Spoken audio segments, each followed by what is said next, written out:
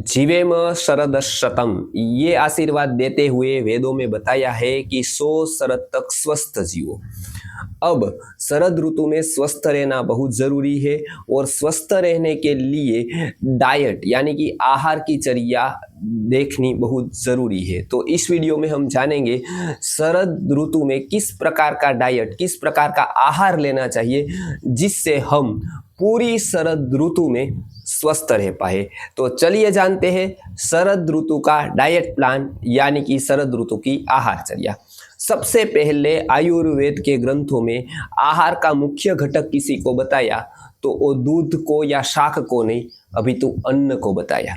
इसके लिए आयुर्वेद में बताया गया अन्नम वृत्तिकराणाम श्रेष्ठम, यानी कि शरीर को टिकाने के लिए सबसे ज्यादा जो जरूरी है वो अन्न है। इसके लिए सबसे पहले हम अन्न की बात करेंगे। अन्न में भी सबसे श्रेष्ठ अन्न बताया साठी चावल, यानी कि 60 दिन में पकने वाला चावल, उसको शाली चावल भी कहते हैं। वो लगभग ब्राउन राइस जैसा आता है या रेड कलर का राइस आता है, तो वो इस ऋतु का सर्वश्रेष्ठ अन्न है। दूसरे नंबर का अन्न है जौ। वो पेट साफ करता है और विरेचन हो जाने से पित्त का शमन हो जाता है। इसके लिए जौ भी इस ऋतु का सर्वश्रेष्ठ आहार है। ये हो गई शुक धान्य की बात। शमी धान्य की बात करें तो मूंग, यानी कि 2 टुकड़े हो सके ऐसे जो धान्य है उसको शमी धान्य कहते हैं। उसमें मूंग रोज लेना है इस ऋतु में, वो भी सर्वश्रेष्ठ आहार है और उससे शक्ति बनी रहती है, अशक्ति नहीं आती है और सरलता से पचने के कारण अजीर्ण नहीं होता है, पेट साफ होता है। आगे देखते हैं दूसरे वर्ग के बारे में, यानी कि शाक वर्ग। तो सब्जियां तो इस ऋतु में कैसे कमी आती है, तो किस प्रकार की सब्जियां लेनी चाहिए, तो एक क्लू देते हैं कि जो सब्जियां पौधों में होती है ऐसी सब्जियां नहीं लेनी चाहिए। जैसे बैंगन है, टमाटर है, वो सारे पौधों में होते हैं। लेकिन जो बेल जिसकी चढ़ती है गिलोय की तरह, ऐसे बेल में होने वाले सब्जियां प्रायः करके ऐसी लेनी चाहिए। लौकी है, परवल है, कंटोला है, इस प्रकार के जो सब्जियां है वो लेनी चाहिए, ताकि हाँ वो सब्जियां क्या है, उसमें फंगस लगने की संभावना नहीं होती है, पचने में हल्की होती है और तुरंत पाचन हो जाने के कारण अजीर्ण और पित्त संबंधित बीमारियां नहीं होती है। तो परवल, दूधी, कंटोला, करेला जैसी सब्जियां इस ऋतु की सर्वश्रेष्ठ शाक यानी कि सब्जियां यानी कि वेजिटेबल्स से। नंबर 3 पर पकाया हुआ अन्न, जिसको कृतान्न अन्न कहते हैं, वो कृतान्न अन्न इस ऋतु में लेना बहुत जरूरी है। तो कृतान्न अन्न तो लेते ही है, रोटी सब्जी दावल चावल जैसे, वो कृतान्न की बात नहीं है। यहाँ पर कृतान्न में जो परमान्न है यानी कि सर्वश्रेष्ठ अन्न है वो है चावल और गाय के दूध से बनी हुई खीर। तो ये खीर लेना बहुत जरूरी है। इसके लिए ऋषि मुनियों ने श्राद्ध में खीर, दूधपाक जैसे पदार्थ रखे थे, जिसमें चावल और दूध तो आता ही था।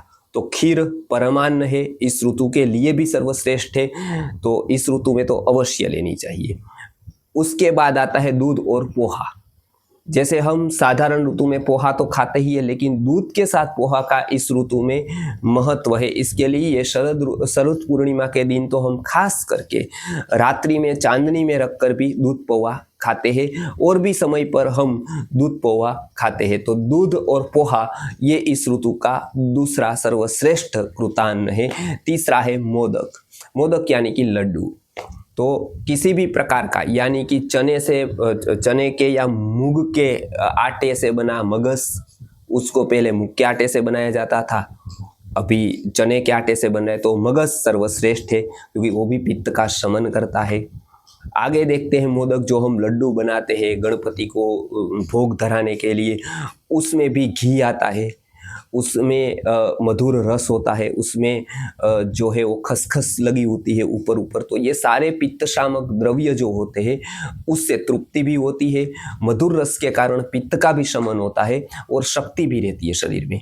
तो ये मोदक, अलग अलग प्रकार के जो लड्डू है जो पित्त का शमन करते हो ऐसे द्रव्य वाले होते हैं, वो इस ऋतु का सर्वश्रेष्ठ है। बहनों के लिए राजगिरा के जो लड्डू आते हैं वो श्रेष्ठ है, क्योंकि मेंसिस के समय पर राजगिरा सर्वश्रेष्ठ धान्य है। तो ऐसे भी लड्डू ले सकते हैं। नंबर 4 पर लेते हैं औषध की बात।